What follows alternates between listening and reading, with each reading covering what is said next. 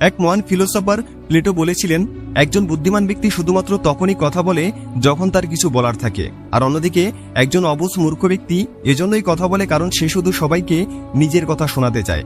তুমি জীবনে হয়তো এমন অনেক মানুষ দেখেছো যারা অনেক কম কথা বলে, দরকার ছাড়া তারা কথাই বলে না। আবার হয়তো এমন অনেক মানুষ দেখেছো যাদের কথা শুনতে শুনতে তোমার বিরক্ত লাগা শুরু হয়ে গেছে। তুমি মনে মনে শুধু ভেবেছিলে যে কখন তাদের কথা বলা শেষ হবে, কারণ তাদের অতিরিক্ত কথা তোমার কাছে অসহ্য হয়ে পড়েছিল। একজন বোকা ব্যক্তির পরিচয় পাওয়া যায় তার কথার মধ্যে, আর একজন বুদ্ধিমানের পরিচয় তার চুপ থাকা বা সাইলেন্সের উপর নির্ভর করে। কথাটা আমার না, কথাটা বলেছিলেন পিথাগোরাস। যে ব্যক্তি যত কম কথা বলে তার ভ্যালু, অ্যাটিটিউড ও স্মার্টনেস তত বেশি। যদি তুমি একবার শিখে যেতে পারো যে কথা বলার সময় তোমাকে ঠিক কি বলতে হবে, কোথায় বলতে হবে, কখন বলতে হবে ও কতটুকু বলতে হবে, তাহলে তুমি শুধুমাত্র তোমার কথার দ্বারা সবাইকে নিজের প্রতি অ্যাট্রাক্ট করতে পারবে। তোমার বলা প্রত্যেকটা কথা সবাই মনোযোগ দিয়ে শুনবে, তোমার কথার গুরুত্ব অন্য এক লেভেলে চলে যাবে। তোমার বলা প্রত্যেকটি শব্দ তোমার শক্তি হতে পারে, আবার তোমার বলা একটি ভুল শব্দ তোমার সাজানো সবকিছু তছনছ করে দিতে পারে।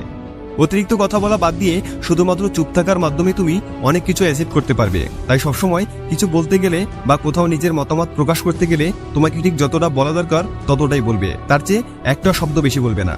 তোমার নীরবতা তোমার প্রতিপক্ষকে কনফিউজ করে দেয়, তারা তোমার চুপ থাকা দেখে দ্বিধাদ্বন্দ্বে পড়ে যায়। তুমি কি ভাবছো, তোমার মনে কি চলছে, বা তুমি মনে মনে কি পরিকল্পনা করছো সেটা ভেবে তারা অস্থির হয়ে পড়ে। তারা বুঝে উঠতে পারে না তুমি পরবর্তীতে ঠিক কি পদক্ষেপ নিতে যাচ্ছ বা কি করতে যাচ্ছ। যখন কোনো দলের ডিসকাশনের মধ্যে তুমি থাকবে ততক্ষণ পর্যন্ত তুমি একটা কথাও বলবে না যতক্ষণ পর্যন্ত না সবাই চুপ হয়ে যায়। সবাই চুপ হয়ে যাওয়ার পর সবার অ্যাট্রাকশন তোমার দিকে হবে। তখন তারা ভাবতে থাকবে তুমি কেন কিছু বলছো না, তোমার মনে মনে ঠিক কি চলছে, আর এই কারণে সবার ফোকাস ও আগ্রহ তোমার উপর এসে পড়বে। আর ঠিক সেই সময় তুমি বলতে শুরু করবে, দেখবে অন্য সবার চেয়ে তোমার কথাগুলো সকলে মনোযোগ দিয়ে শুনছে, আর যার কারণে তোমার কথা আগের থেকে 10 গুণ বেশি গ্রহণযোগ্যতা পাবে। গৌতম বুদ্ধ বলতেন, কোনো কিছু বলার আগে তোমার সেই কথাটিকে 3টি প্রশ্নের ভেতর দিয়ে পার করো। 1, তুমি যা বলছো সেটার কি কোনো ভ্যালু আছে? 2, তোমার কথা বলা কি এখন ভীষণ জরুরি? 3, তোমার কথাগুলো শুনে সিদ্ধান্তর কোনো পরিবর্তন আসবে কি?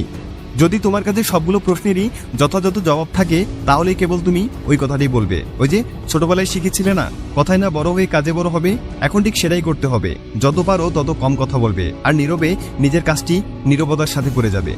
নীরবতা হলো এই ব্যস্ত ও কোলাহলপূর্ণ পৃথিবীর এমন একটি হাতিয়ার যেটা প্রায় দেখা যায় না বললেই চলে, কারণ সবাই ব্যস্ত যার যার যুক্তি তুলে ধরার জন্য। ভুল লজিক দিয়ে হলেও একই কথা বারবার বলে। মানুষ তার কথাটির গ্রহণযোগ্যতা পেতে চায়, কিন্তু এতে মানুষের মনে তার জন্য যে নেগেটিভিটি ছড়ায় সেটা সে বুঝে না। কথা বলার জন্য যে শক্তি আর যোগ্যতার প্রয়োজন, চুপ থাকার জন্য তার চেয়ে অনেক বেশি শক্তি আর যোগ্যতার প্রয়োজন। জীবনে যত বড় হবে তত বুঝতে পারবে যে কোনো কিছু নিয়ে তর্ক করার চেয়ে নীরব থাকাই শ্রেয়। তুমি যা বলতে চাও তা যদি নীরবতার চেয়ে বেশি সুন্দর হয় তবেই তোমার মুখ খোলো, তার আগে নয়। যেখানে সবাই নিজেকে জ্ঞানী মনে করে সেখানে শান্ত থাকাই বুদ্ধিমানের কাজ। তোমার কণ্ঠ তোমার নাম বিশ্বকে জানিয়ে দেবে, কিন্তু তোমার নীরবতার সংগ্রাম তোমাকে তোমার পরিচয় দেবে।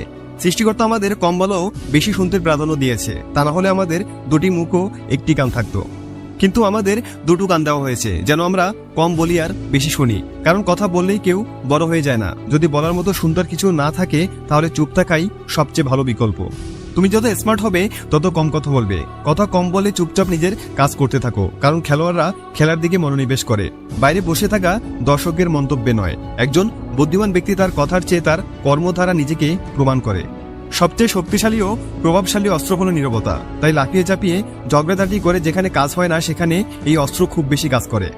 জীবনে এমন অনেক সময় আসে যখন আমাদের নীরব থাকতে হয়, কারণ আমরা যখন নীরব বা শান্ত থাকি তখন আমরা আমাদের সামর্থ্যের চেয়ে বেশি চিন্তা করি, যার ফলে কঠিন কাজটিও সহজে হয়ে যায়। জ্ঞানীরা কম কথা বলে আর বোকারা কম শোনে। মনে রাখবে, নীরবতার আগের সর্বোত্তম চিকিৎসা।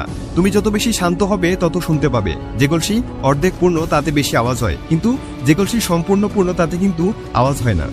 চুপ থাকতে শেখো, দেখবে যে তোমার সাথে একদিন খারাপ ব্যবহার করেছে সেও একদিন তোমার পায়ে এসে পড়বে। তুমি যদি সঠিক হও তাহলে তা প্রমাণ করার চেষ্টা করো না, চুপচাপ বসে থাকো, সময় সব জবাব দিয়ে দেবে। তাই আজ থেকে যতটা সম্ভব চুপ থাকো, যতটা সম্ভব নীরব থাকো, নিজের অ্যাটিটিউডকে বজায় রাখো। এমনভাবে নিজেকে গড়ে তোলো যাতে তোমার একটা কথা বাকি 100 জন লোকের চেয়ে বেশি গ্রহণযোগ্য হয়। সবাই যেন আগ্রহী থাকে যে কখন তুমি মুখ ফুটে কিছু বলবে, তখন তুমি তোমার মতামত জানাবে।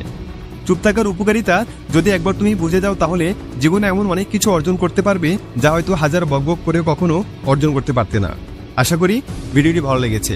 যদি ভালো লেগে থাকে তাহলে ভিডিওতে একটি লাইক করে দাও, সাথে শেয়ার করো তোমার সেই সমস্ত বন্ধুদের যারা অতিরিক্ত কথা বলে। সাথে নিত্য নতুন এ ধরনের মোটিভেশনাল ও সেলফ ডেভেলপমেন্ট রিলেটেড ভিডিও পেতে সাবস্ক্রাইব করে আমাদের সাথেই থাকো। Thanks for watching.